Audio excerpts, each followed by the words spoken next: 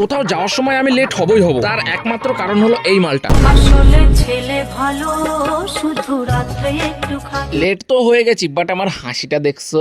वाह क्या लड़का है। যাই হোক, তাড়াতাড়ি করে স্টেশনে আসি, তারপর বনগা থেকে কিছু মানব জাতির সাথে চলে আসি গোবরডাঙ্গাতে। এখানে এসে কিছু আদি মানবের সাথে দেখা হয়ে যায়।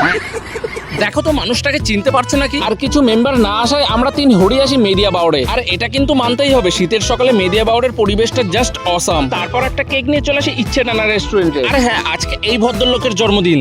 ও বন্ধু লাল গোলাপি, ও বন্ধু লাল গোলাপি। আমাদের সাথে সাথে তোমরাও তীর্থকে একটু উইশ করে দাও। আর সবাই মিলে আমরা এই ফটো ফ্রেমটা দিয়েছিলাম। ফাইনালি আমাদের অপেক্ষার অবসান ঘটে। এদিকে বিরিয়ানিতে একটু লাফিং গ্যাস মিশিয়ে খাওয়ার ফলে এই দুটোর অপরূপ হাসিটা বেরিয়ে আসে।